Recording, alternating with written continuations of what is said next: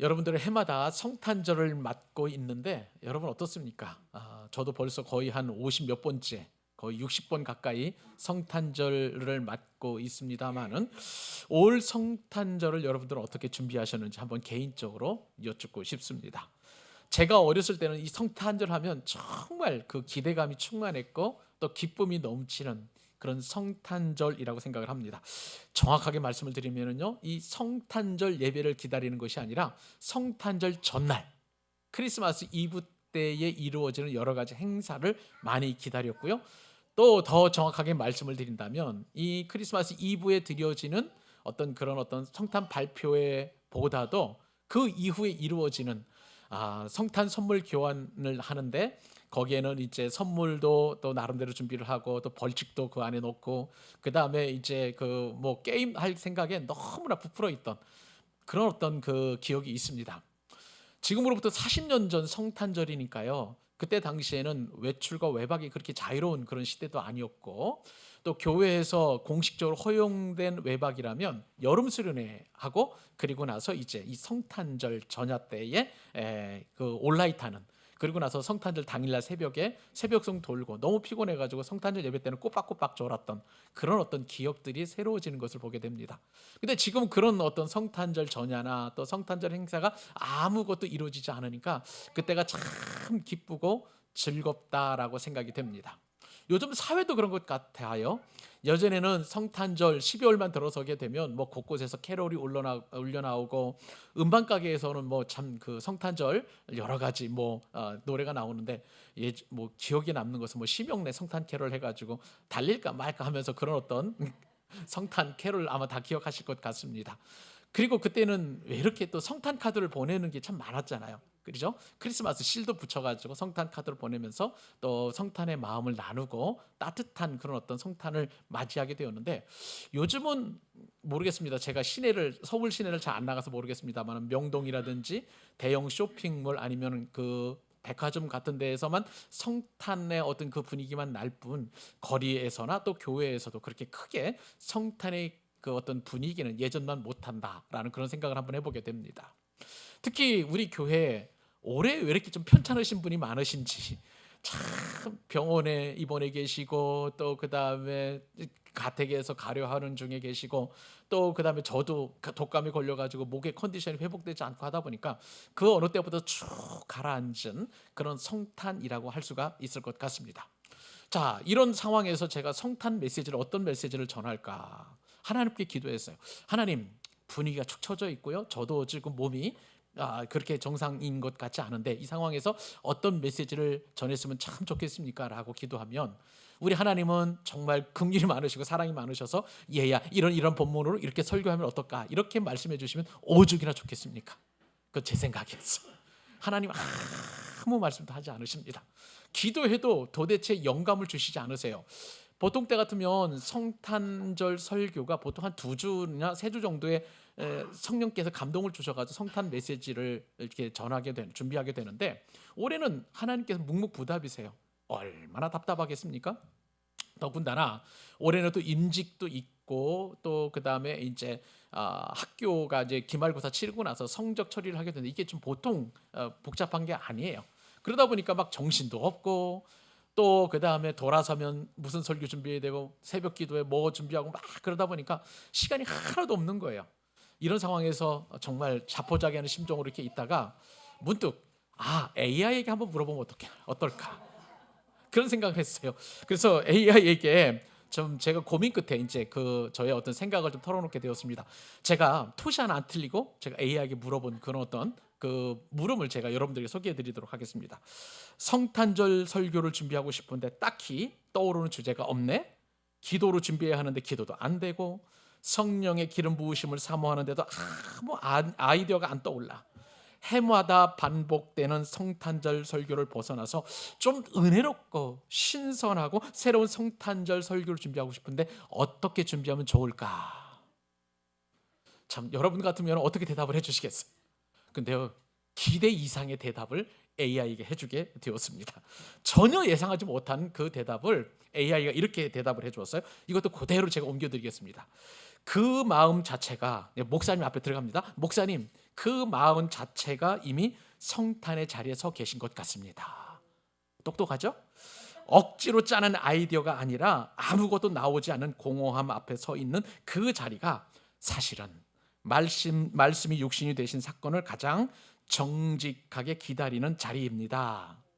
성탄은 할 말이 많아서 오는 절기가 아니라 말씀이 없을 때 말씀이신 예수님께서 이 땅에 오신 절기입니다. 여러분, 어떤 목사님이 이렇게 저한테 조언해 주겠습니까? 어떤 친구가 저한테 이렇게 성탄 설교를 이렇게 준비하라고 또 저의 마음을 위로해 줄 수 있겠습니까? 그래서 저는 AI를 신뢰하는 것이 아니라 그런 어떤 것이 또 하나님의 일종의 또 저를 격려해 주시려는 음성으로 생각을 하고 제가 하나님 앞에 이런 기도를 드렸어요. 주님, 저는 지금 아무 드릴 말씀도 없습니다. 성탄의 주인공이신 주님께서 제 설교를 도와주시기보다 저의 침묵 속에 먼저 오시기를 원합니다 라고 그렇게 기도를 드렸습니다. 지금 온라인으로 예배 드리는 분들은 지금 감동이 별로 없으시죠? 현장에서는 난리가 났습니다. 오 하고 감탄을 하시고 또 그렇게 공감을 깊이 해주시는 그런 리액션이 지금 이루어지고 있습니다. 여러분, 그때 들었던 생각이 뭐냐면 기도가 안 될 때에 그대로 하나님께 나아가는 것이 가장 성경적인 기도라고 생각이 되었고요. 또 성탄절을 준비하는 가운데 있어서 정말 이렇게 준비되지 않은 그런 모습으로 하나님 앞에 나아가는 것이 가장 성탄을 준비하는 마음이라는 것을 깨달음 얻게 되니까 저의 마음이 굉장히 환해지고요. 또 그 다음에 저의 어떤 그 머리가 확 열려지면서 영감을 받고 여러분 오늘 말씀을 준비하게 되었습니다. 여러분, 제가 성탄 설교를 벌써 몇 번째 하는지 모르겠습니다만은 올해가 가장 은혜로운 성탄 설교가 될 거라서 저는 확신하고 여러분들과 함께 은혜를 나눌 것입니다. 해마다 성탄절 하면 어떤 장면들이 여러분 떠오릅니까? 따뜻한 불빛에다가 그리고 고요한 찬송이 흘러나오고 정돈된 예배당에서 하나님의 말씀을 듣는 그러한 어떤 정형적인 그런 성탄절 준비라고 여러분 생각을 해 오셨는데, 그러나 오늘 본문에 나오는 첫 성탄절이에요. 그죠? 첫 번째 성탄은 우리가 예상하고 우리가 기대하고 우리가 준비했던 것과는 완전히 다른 너무나 이상한 성탄절이었다는 것을 여러분 기억하실 수 있기를 바랍니다. 세상은 굉장히 요란했어요. 그러나 하나님의 은혜는 아주 조용한 가운데 임하게 되었고요. 그리고 이 성탄을 맞는 그 예수님의 부모님들, 그러니까 요셉과 마리아에게는 너무나 불편한 그런 성탄절이었습니다. 어디 그뿐입니까? 또 그 성탄을 맞이하기 위해서 여러 가지 정황들을 보니까 전혀 준비되지 않은 그런 성탄이라고 할 수가 있을 것입니다. 그러면서 우리 교회에 생각이 들게 되었어요.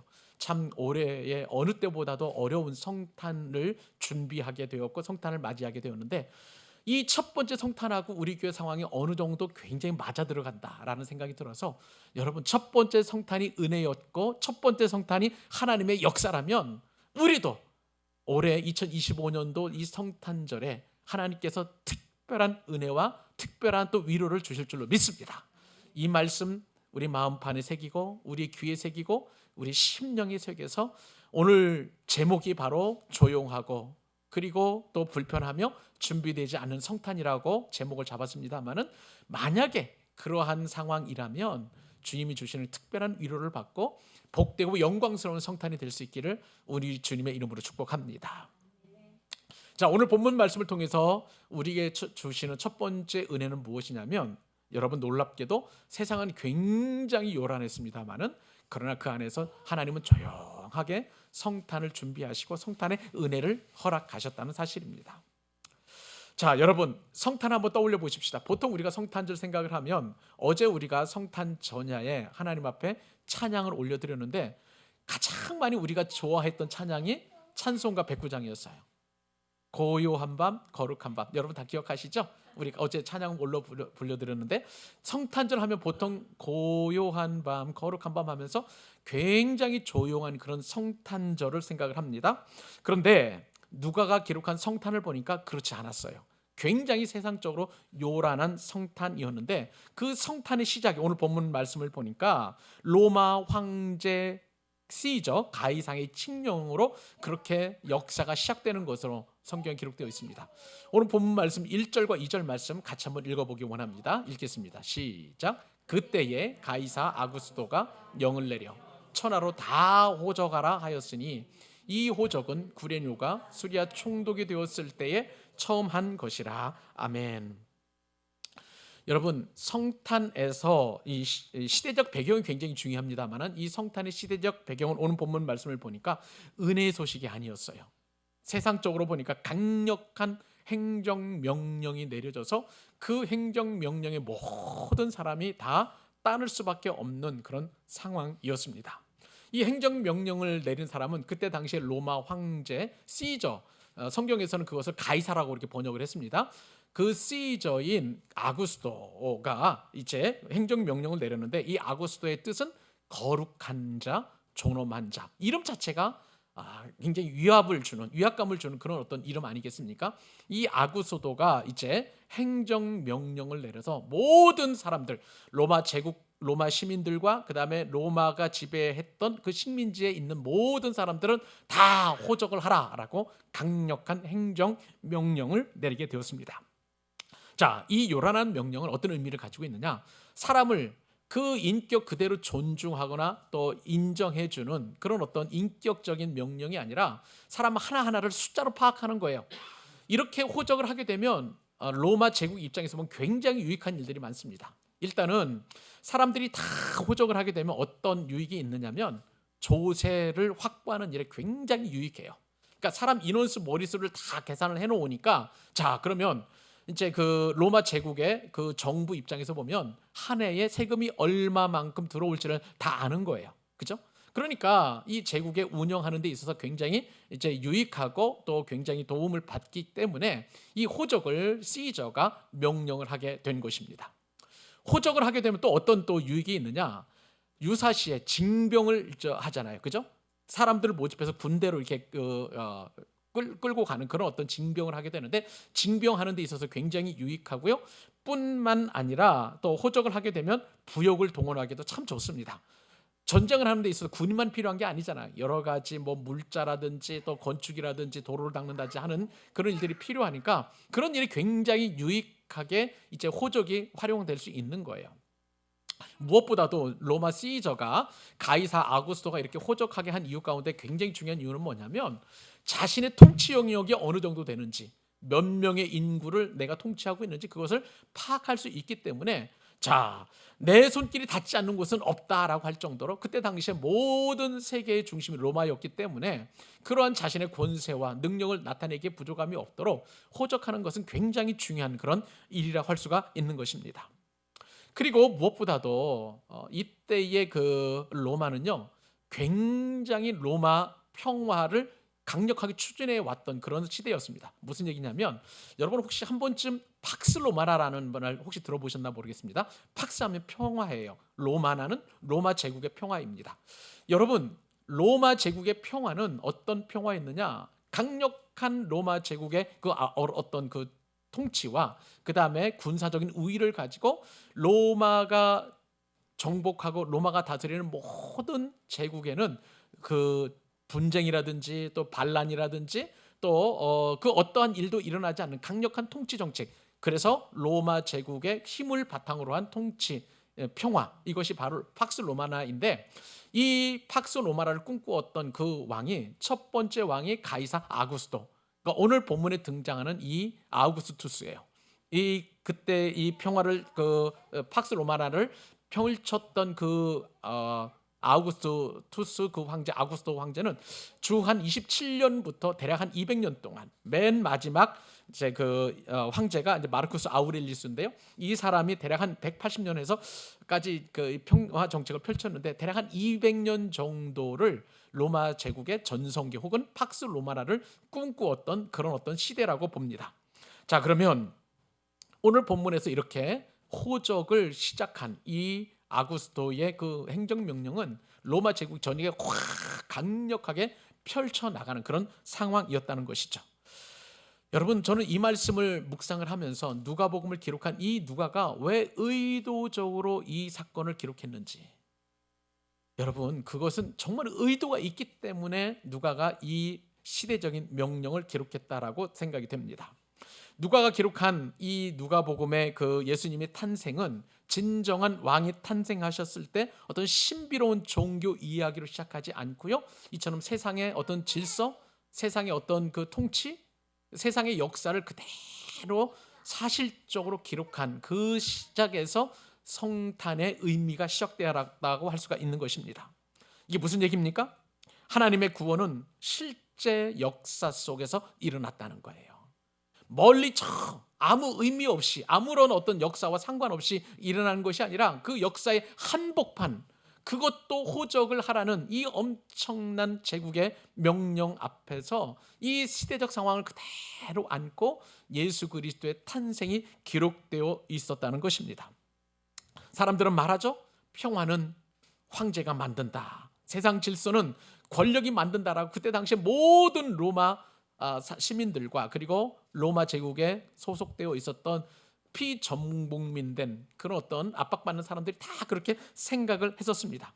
그런데 누가는 말합니다. 참된 평화의 왕이 이 땅에 오셨는데 그 평화는 누구를 통해서 완성이 되는가? 팍스 로마나를 시작한 이 아구스토를 통해서 평화가 이루어지는가? 아니면 예수 그리스도 진정한 샬롬이신 평화의 왕이신 예수님이 이 땅에 탄생하시면서 평화가 이루어지게 됐는가? 오늘 이 누가가 기록한 이 누가복음 2장 1절과 2절은 이 두 평화의 그 대립과 그리고 존재의 의미를 분명하게 우리에게 말씀해 주고 계시는 것입니다. 여러분, 아구스토의 명령이 이제 각 지방마다 그리고 각 통치 영역마다 전달이 되게 되었는데, 특별히 예수님께서 탄생하신 이 팔레스타인 지역은 어느 곳과 어느 분봉왕, 어느 통치 영역과 연관이 되냐면, 오늘 본문 2절 말씀을 보니까 누가 나와 있냐면 수리아 총독, 누구예요? 네, 2절에 구레뇨라고 하는 그런 사람에 의해서 호적이 그때 처음 실시되었다라고 이야기합니다. 그러니까 로마 제국의 전역은 이제 아구스토가 완전히 그 호적하라고 이렇게 명령이 내려가게 되었고, 그리고 그 첫 시행이 바로 수리아 지역, 지금의 시리아 지역입니다. 시리아 지역이 굉장히 그때 로마 제국에서 강력하고 또 중요한 요충지였어요. 교통도 그리고 무역로의 중심이었기 때문에 이 총독이 바로 이 수리아 지역, 시리아의 그 다마스커스에 있었었고, 그리고 그 통치 영역이 이제 그 남쪽에 있는 팔레스타인 전역에 이루어지게 되었기 때문에 그 구레뇨가 처음 이제 첫 호적을 실시하게 되었습니다.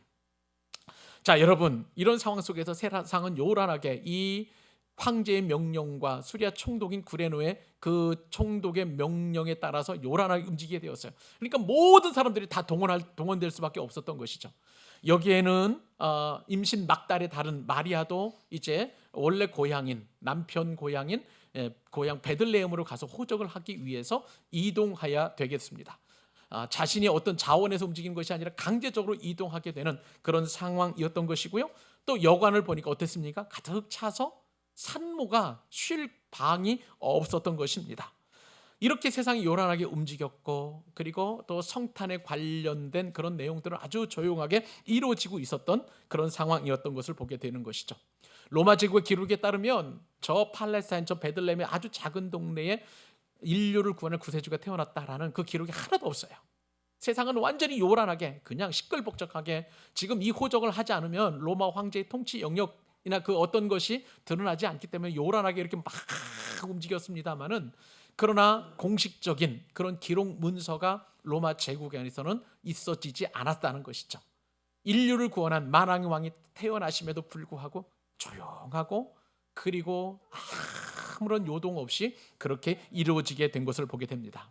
그런데 여러분, 이 가이사의 호적 명령, 그리고 수리아의 총독인 구레노의 이 첫 번째 호적 명령이 여러분 놀랍게도 구약 성경 오래전에 예언된 예수 그리스도의 탄생을 예언하는 그 실현한 아주 중요한 그런 동기가 되었다는 것입니다. 여러분, 예수님께서 베들레헴에 태어나실 것을 오래전에 미가 선지자가 이렇게 예언을 했어요. 미가서 5장 2절 말씀을 보면 이렇게 기록되어 있죠. 베들레헴 에브라다야, 너는 유다 족속 중에 작을지라도. 베들레헴 에브라다는 옛날 이름이에요. 그러니까 베르델렘 에브라다는 같은 내용, 같은 고향입니다. 너는 유다 족속 중에서 가장 작을지라도 이스라엘을 다스릴 자가 내게로 나올 것이라. 그의 근본은 어디에 있다고요?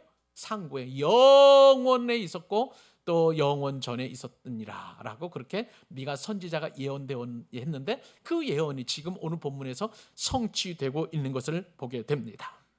사랑하는 여러분, 누가는 이 호적이 아구스토의 명을 따라서 구레네뇨가 수리아 총독이 되었을 때 시행한 것이라고 정확한 기록을 남겼습니다. 저는요, 기자를 오랫동안 하다 보니까 한 가지 버릇이 있습니다. 설교할 때도 그렇고 기사를 쓸 때도 마찬가지인데 정확하게 육하 원칙에 따라서 분명하게 기록하려고 해요. 팩트 위주로. 그러니까 누가 언제 어디서 무엇을 어떻게, 시간도 사람 이름도 정확하게. 그래서 제가 어떤 예화를 들 때도 되도록이면 사람 이름을 분명하게 드는 것은 그 습관 때문에 그런 것 같습니다. 자, 그러니까 여러분, 저처럼 지금 누가도 그렇게 분명하게 그때 당시에 로마 제국을 통치했던 왕은 누구고 수리아 지역의 총독은 누구고 이렇게 분명하게 기록하고 있는 것을 보게 됩니다. 왜요? 예수 그리스도가 베들레헴에서 탄생했다는 것은 역사적 팩트이기 때문에 그렇게 누가는 오늘 성경을 기록한 것을 보게 됩니다.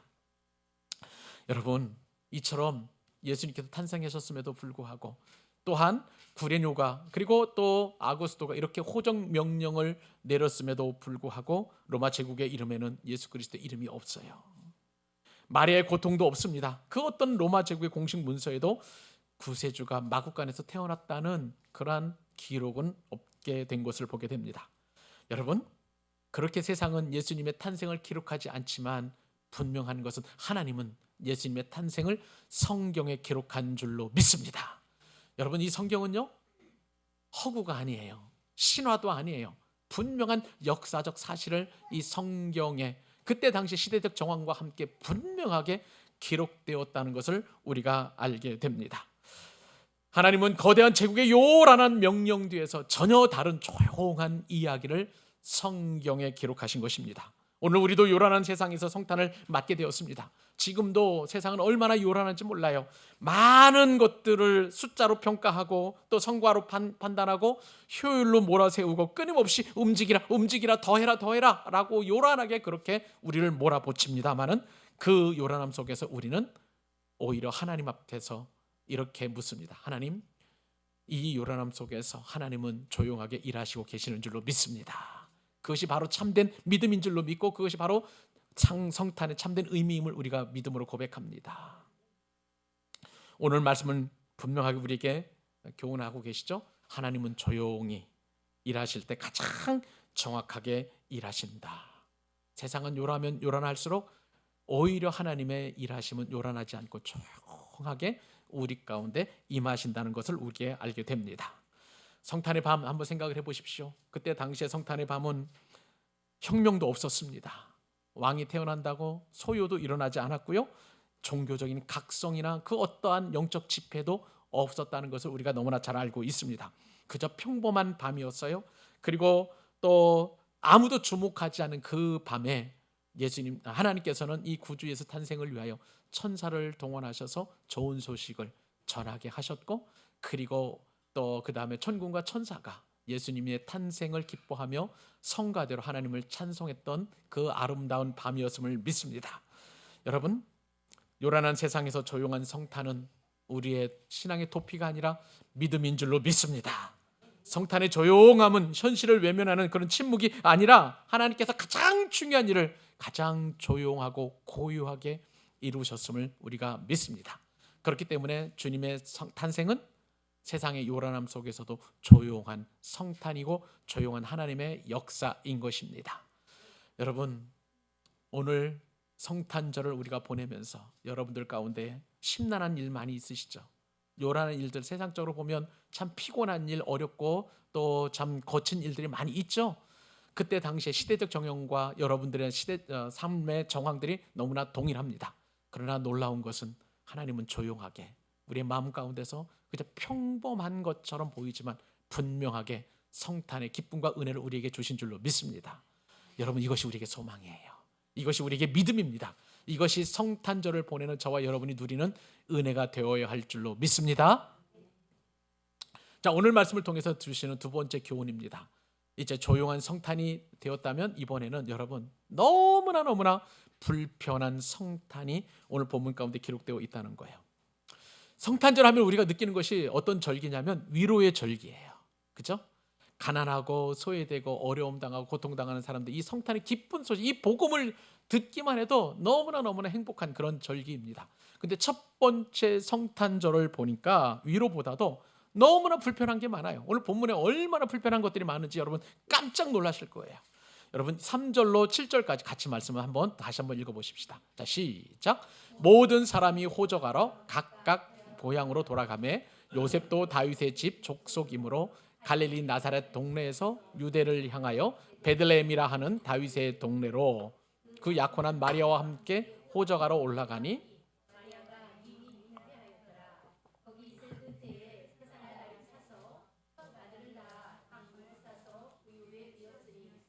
이는 여관에 있을 곳이 없음이러라. 아멘. 오늘 본문에 보니까요, 세상은 개인 사정이나 형평을 전혀 고려하지 않고 그냥 일사불란하게 움직이라, 그 명령에 따라서 복종하라고 그렇게 몰아붙이고 있는 것을 보게 됩니다. 여러분, 마리아가 지금 어떤 상황이에요? 산모예요. 그리고 그 아이를 잉태한 지 10개월 된 만삭의 배가 너무 부른 그런 상황이라고 할 수가 있겠습니다. 지금 우리 할인이를 보면 그런 상황이라고 좀 우리가 생각이 됩니다만은, 그런데 이렇게 막달을 맞은 산모라고 전혀 호의를 베풀지 않습니다.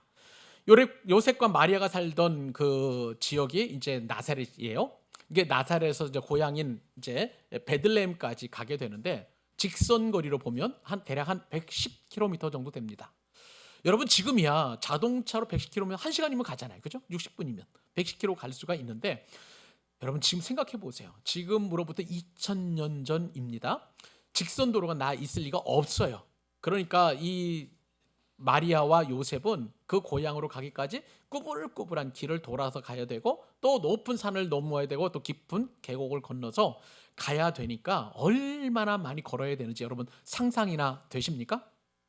그 거리를 보니까 대략 한 150km에서 한 180km 정도 되는 거예요. 자, 그러면 사람이 한번 걸어가게 되면, 하루를 걸어가게 되면 얼마나 걸어갈까요, 여러분? 10리면 4km죠. 20리면 8km. 대략 한 30리 정도 걸어간다고 하면 10에서 12km 정도 걸어가는 거예요. 자, 그러면 여러분 150km 거리라고 그랬어요. 그러면 하루에 10km씩 걸어간다고 하면, 물론 이제 산모가 걸어가니까 그 정도 걸어갈 수 있을지 잘 모르겠습니다만은, 그냥 부지런히 걸어갔다 치고 하루에 10km 정도 걸어간다면 대략 한 보름, 한 18일 정도 걸리는 엄청난 거리인 거예요. 그 거리를 지금 나사렛에서 나귀 하나, 노새 하나 이렇게 데리고 그냥 그 거리를 산모와 또 그 다음에 요셉이 걸어가게 되었던 것입니다. 자, 여러분, 우리는 이 말씀을 통해서 요셉과 마리아의 순종을 보게 됩니다. 요셉과 마리아는 로마 제국에 저항하지 않았어요. 수리아 총독 구레누의 그 명령에 굴복하지 않은 것이 아니에요. 그대로 순종했습니다. 근데 놀라운 것은 하나님의 역사는 이처럼 이 불편하고 이 불편부당한 그런 상황 속에서도 이 순종을 통해서 그렇게 이루어지게 되는 것을 보게 됩니다. 여러분, 이것이 하나님의 역사요, 또 하나님께서 마리아와 요셉의 순종을 사용하시는 놀라운 축복이라는 것을 우리가 알게 됩니다. 요셉은 편리를 택하지 않았고요, 그 대신 순종하는 것을 보게 되었습니다.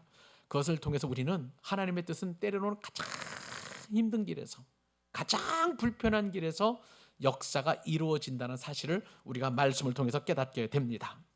이스라엘을 다스릴 자가 오는데 나사렛에서 오는 것이 아니었어요. 베들레헴에서 오는 것이니까 요셉과 마리아는 그 행정명령, 호적하라는 그 행정명령 그대로 순종해서 베들레헴까지 가니까 베들레헴에서 아기 예수님이 탄생하시게 된 거예요. 믿으시면 아멘?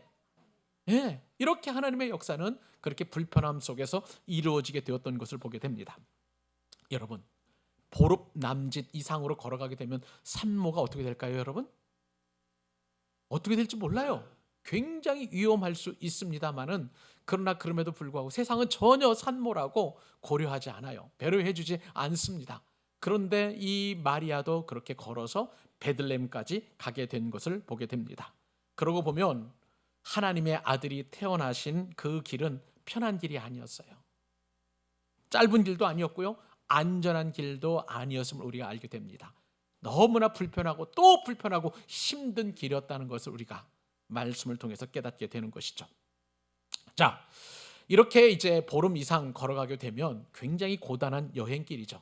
여러분들도 여행 좋아하시잖아요. 그러면 이제 여행길을 비행기 타거나 내지는 이제 자동차를 타고 몇 시간 이상 뭐 가게 되면 굉장히 고단하잖아요. 그러면 여러분 이제 호텔 좋은 숙소에 도착을 해가지고 이제 우리가 샤워를 하고 맛있는 저녁 먹고 그리고 나서 단잠을 잘 수 있는 호텔에서 이렇게 자면 얼마나 그 피곤이 싹 풀리고 기분이 좋아지겠습니까?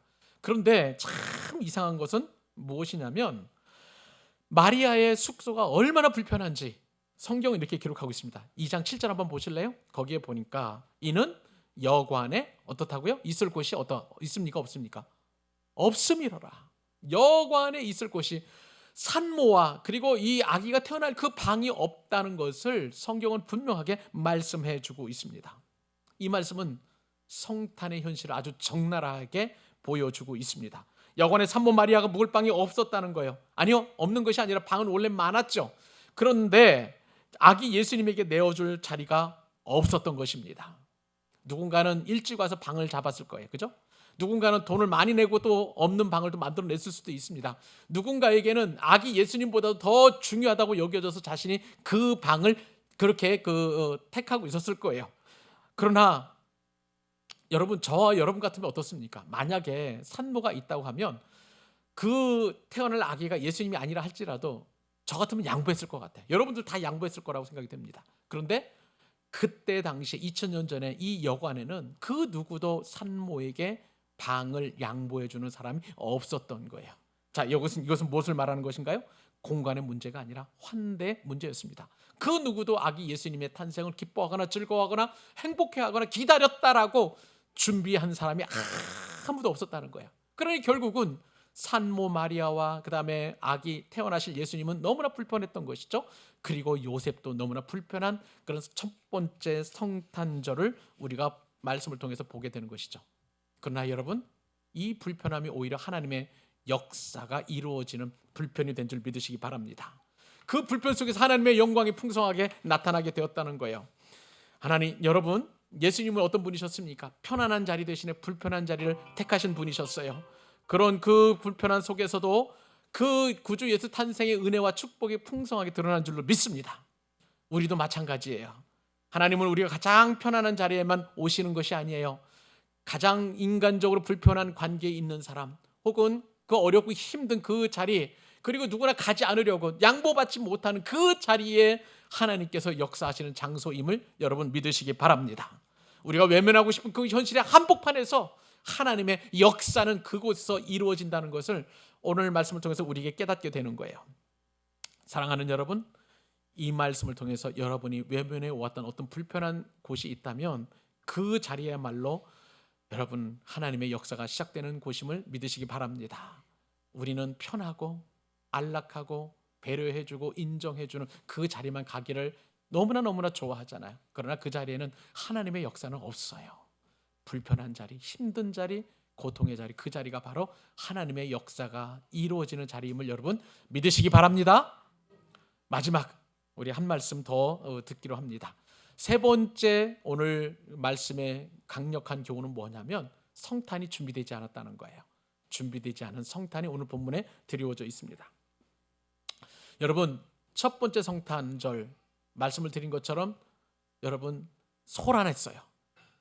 그리고 불편했습니다. 그런데 이것보다 더 황당한 그 성탄 어떤 성탄이냐면 그 어떤 것도 준비되지 않았다는 거예요. 얼마나 성탄이 준비되지 않았는지 오늘 본문에 보니까 기가 막힌 일들이 정말 우리가 볼 수 있습니다.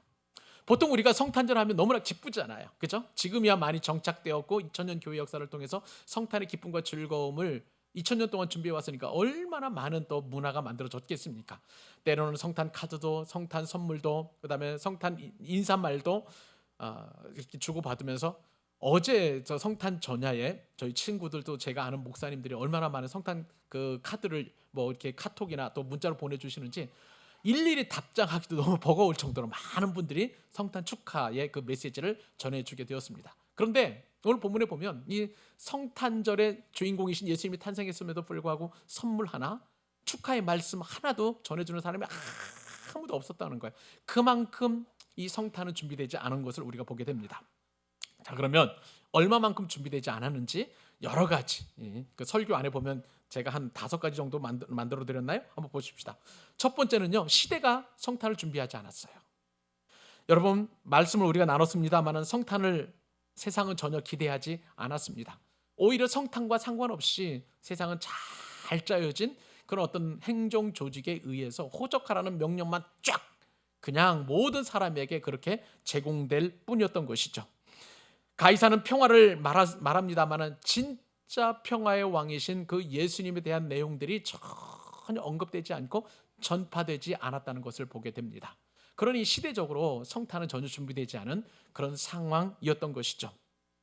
뿐만 아니라 또 이 성탄이 얼마나 준비되지 않았냐면, 성탄을 맞이하는 부모인 요셉과 마리아의 상황을 한번 보십시다. 결혼한 부부도 아니에요.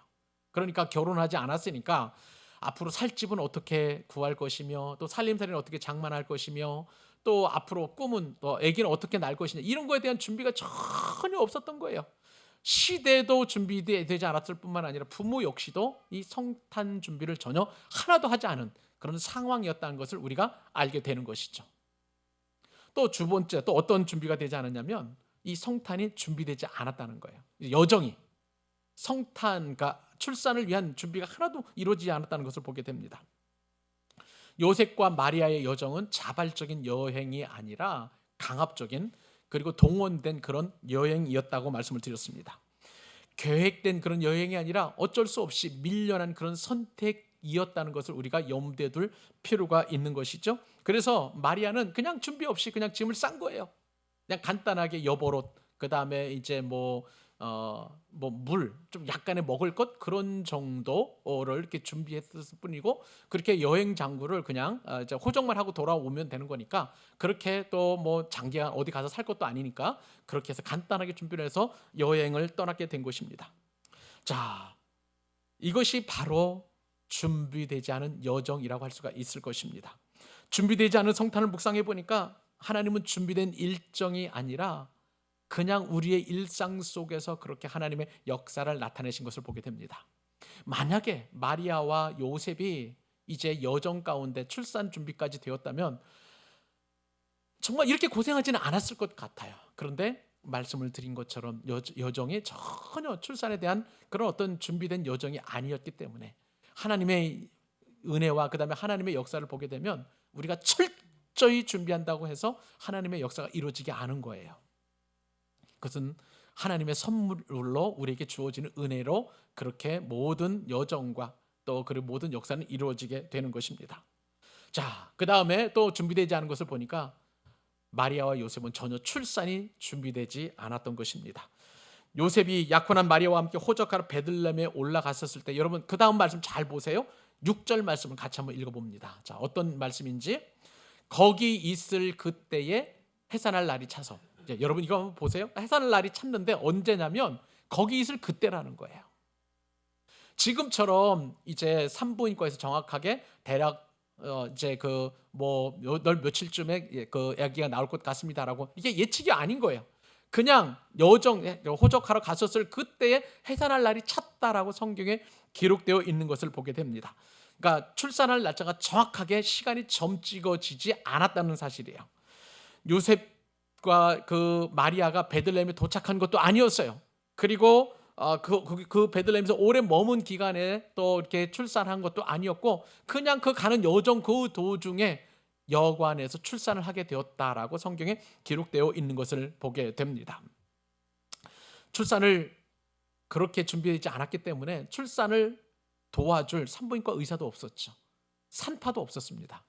만약에 마리아가 출산을 하게 된다면 마리아의 어머니나 혹은 마리아의 여동생 혹은 언니가 있었다면 그렇게 도와서 좀 이렇게 마리아 출산을 도와줄 수 있었을 거예요. 그런데 산파나 가족이나 그 다음에 의사나 누구도 그렇게 마리아 출산을 도와줄 사람이 아무도 없었다는 거예요. 도울 사람만 없었습니까? 말씀을 드린 것처럼 도울 공간도 없었습니다. 방도 없었고 침대도 없었고 물도 없었고 약도 없었다는 것입니다. 마리아는 누구의 도움도 없이 혼자 출산할 정도로 그렇게 준비되지 않은 출산이었다는 것이죠. 그리고 심지어는요, 출산한 아기가 어디에 쌓였습니까? 강보예요. 강보가 뭐예요? 지금처럼 아기가 출산하면 베네 쪽으로 입히는 것 아니에요.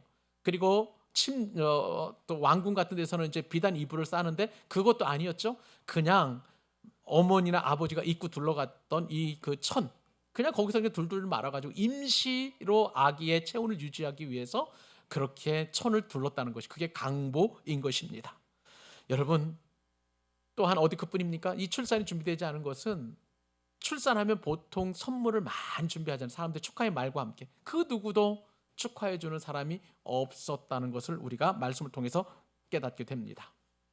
그런 상황 속에서 출산 준비가 안 됐는데도 이제 보니까 해산할 날은 차서 그렇게 해산을 하게 되었던 것이죠. 장소도 준비되지 않았습니다. 사람도 준비되지 않았습니다. 그 어떤 것도 준비되지 않았지만, 사람은 그 무엇도 준비하지 않았지만 하나님은 출산한 날을 차게 준비하셔서 그렇게 아기 예수님께서 탄생하시는 은혜를 허락해 주신 줄로 믿습니다.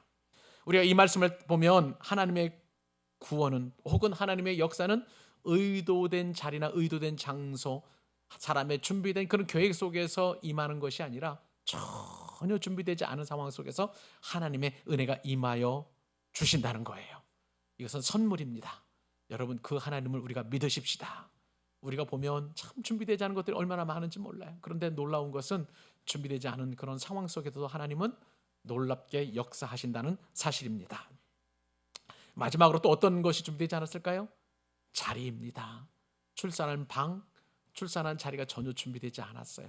그래서 아기 예수님께서 탄생하신 곳은 말들이 냄새나는 그 분변하고 또 분뇨하는 그 장소에서 아기 예수님이 탄생하시고, 요람이 없으셔서 말 밥통인 구유에 예수님께서 그렇게 강보에 쌓인 채 누이신 것을 보게 됩니다. 여러분, 이 세상에 그 어떤 출산이 이렇게 준비되지 않은 상황 속에서 준비되지 않은 자리에서 이루어질 수 있겠단 말입니까? 아기 예수님이 바로 그렇게 해서 탄생하신 줄로 믿습니다.